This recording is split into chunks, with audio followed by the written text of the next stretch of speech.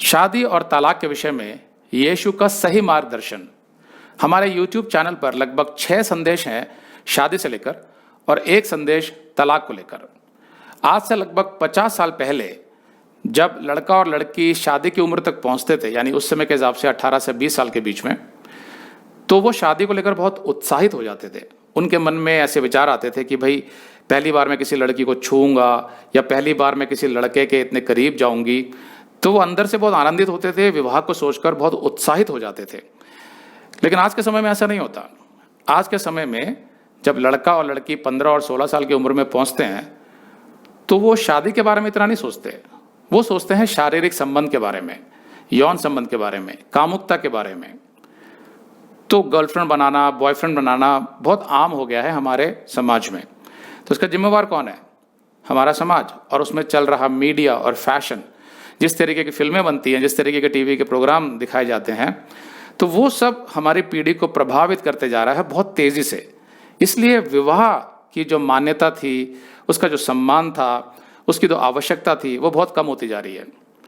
जैसे जैसे मनुष्य परमेश्वर से दूर होता गया, उसके अंदर से कमिटमेंट यानी प्रतिबद्धता या वचनबद्धता वो निकलती चलेगी और स्वार्थ बढ़ता चला गया।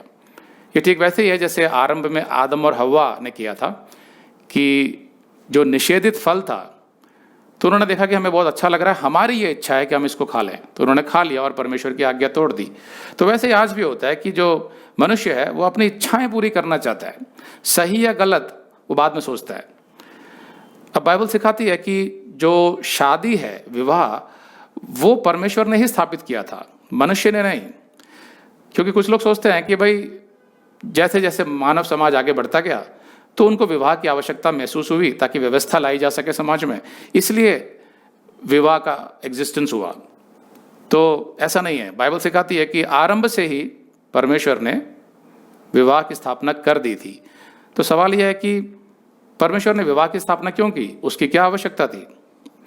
देखिए, परमेश्वर ने जो मनुष्य को बनाया तो उसको सेक्सुअल पावर यानी कामुकता और संभोग, शारीरिक संबंध, इन सब की क्षमता दी। तो उसके 2 पर्पस थे, उद्देश्य।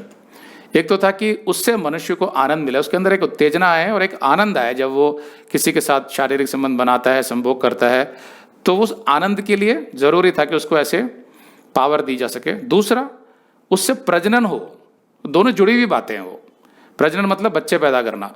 तो इन दोनों उद्देश्यों को मिलाकर परमेश्वर ने उसको यह क्षमता दी थी सेक्स की। कुछ लोग ये भी कहते हैं कि अगर परमेश्वर ने मनुष्य के अंदर ये कामुकता की इच्छा डाली ही नहीं होती तो वो व्यभिचार का पाप ही नहीं करता। लेकिन फिर तो वो उसका आनंद भी नहीं उठा पाता जो आज उठाता है, और साथ में वो विवाह भी नहीं कर पाता, फिर वो प्रजनन भी नहीं कर पाता। तो फिर पीढ़ियां आगे चलती कैसे?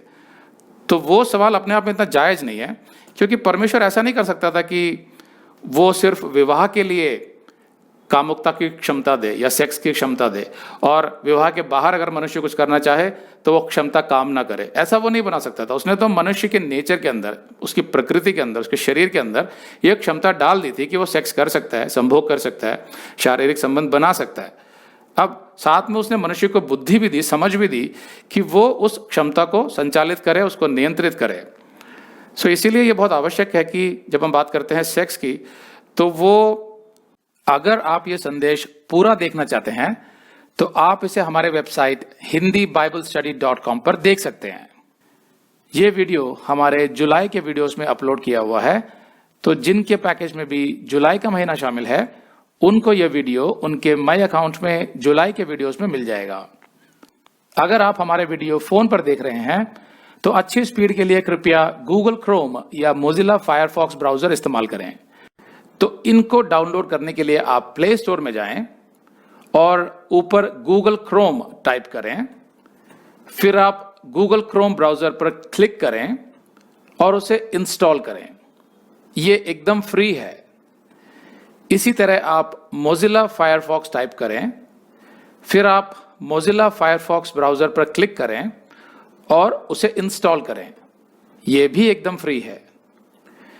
इसके बाद आप गूगल क्रोम ब्राउजर को क्लिक करके उसे खोलें और उसमें hindiBiblestudy.com टाइप करें, मतलब पूरा हिंदी बाइबल स्टडी .com एक साथ बिना किसी गैप के, तब हमारा वेबसाइट गूगल क्रोम में खुल जाएगा और आपके वीडियोस अच्छे से चलेंगे।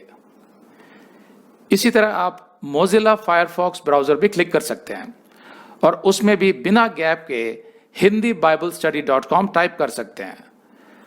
उसमें भी हमारे वीडियोस बिल्कुल आराम से चलेंगे। इसके अलावा अगर आप चाहें तो बेहतर स्पीड के लिए आप वीडियो के नीचे बने प्ले बार पर सेटिंग्स का चिन्ह दबाकर 240p 240p सेलेक्ट कर सकते हैं, जिससे आपका बहुत ही कम डेटा खर्च होगा। 240 सेलेक्ट करने के बाद आप वीडियो के बाहर कहीं भी क्लिक कर दीजिए, फिर वीडियो को पीछे ले जाकर शुरू से देखिए। अगर आप हमारे वेबसाइट के विषय में जानकारी हासिल करना चाहते हैं तो आप YouTube पर हमारा संदेश देख सकते हैं, जिसका शीर्षक है एक विशेष सूचना, हमारी मिनिस्ट्री का अगला चरण, second phase of our ministry. उसका लिंक इस वीडियो के नीचे दिया हुआ है।